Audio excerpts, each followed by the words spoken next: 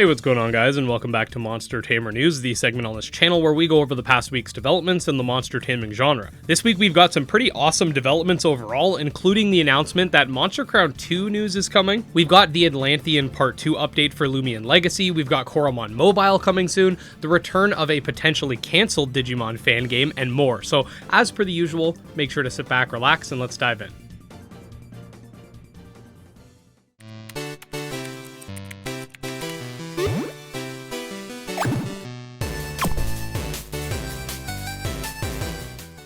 Okay, so first things first, yes, Coromon Mobile is releasing on November 8th. Now, there has been some confusion, and I've explained this a bunch of times already, but let me do this again. With the Coromon Mobile release, we will also see a story overhaul for every single version of the game. This includes mobile, obviously, since this is the first time it's fully releasing in full access, but also Steam and Nintendo Switch, meaning that the story update will affect non-mobile platforms as well. The same goes with the new Battle Dome feature, which is a post-game area where you can battle against an endless gauntlet of enemies, and the new Coromon. So Steam and Switch players should be excited for November 8th because they're getting new content. The mobile version of the game will not be free. Just like Steam and Switch players, mobile players will be expected to pay. However, it does seem that the price will be lower with some in-app purchases to compensate for that. The price point for the game, even on Switch and Steam, is an absolute steal considering the quality, and since mobile will be even cheaper, there's not really any good reason to complain here. I'm going to be doing a brand new Let's Play of the game to coincide with this story overhaul, which I hear is quite extensive. I'm going to be doing some guides and showcases as well, so definitely subscribe if you're not already so you get notified on all the latest news. Lumi and Legacy had their Atlantean Part 2 update, which we have already done a video diving into, which was yesterday. Now, that being said, the update in question has brought forth a new section to the story, wrapping up the Atlantean storyline, brand new Lumian to collect and utilize, the Soul Burst mechanic, which essentially is the game's equivalent to Mega Evolution,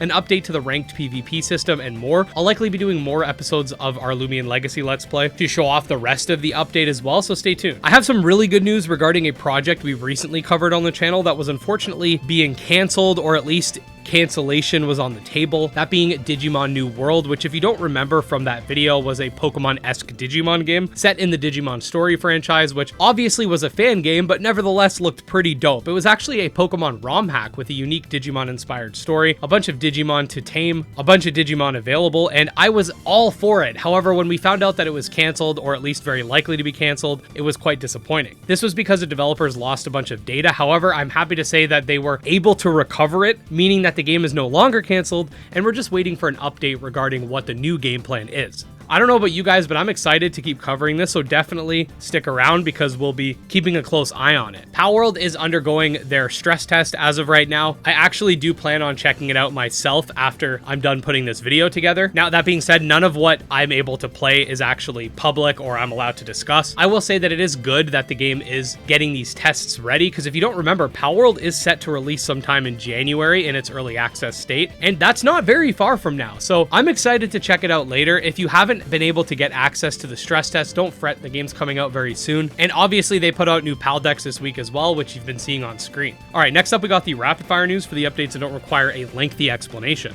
First of all, we got some sort of announcement for Monster Crown 2, or at least news regarding Monster Crown 2 that's coming on the 15th of this month. Stay tuned for more information. Ova Magica will likely have new content at the Steam Cozy Fest, which takes place between the 16th and 20th. I'm guessing it'll be like a new trailer or something. Wolfkins, aka the game being developed in place of Anatons after its failed campaign, has also essentially been canceled due to lack of funding. The Final Stardust dev has announced that NFTs will be dropped from the project, as well as the fact that they'll be giving out refunds to backers. I'll let you guys know how you can get a refund once the information becomes available. I definitely think that more Kickstarter games should be issuing refunds if they're not able to deliver on their promises. We got a new clip of Tamamon showing some overworld monster utility. We got a new Zokai for Zokai, which has some variants. We got a new step form for Gremlin's Tail. And finally, last but not least, a new monster for Aethermancer. And there you go, guys. A pretty exciting week overall. I'm definitely looking forward to the full launch of Coromon on mobile and whatever else the post-game update has in store for the Switch and Steam versions. The Digimon game is looking hella cool as well, so if you want to stay up to date on all things monster taming, consider subscribing to the channel for daily monster taming videos. You can check out my Twitter, Discord, and Patreon as well, or consider becoming a channel member for some extra perks. Special thanks to all of our supporters, especially Dro Ghost, Candy Morency, and Exodus, and we'll see you next time. Peace.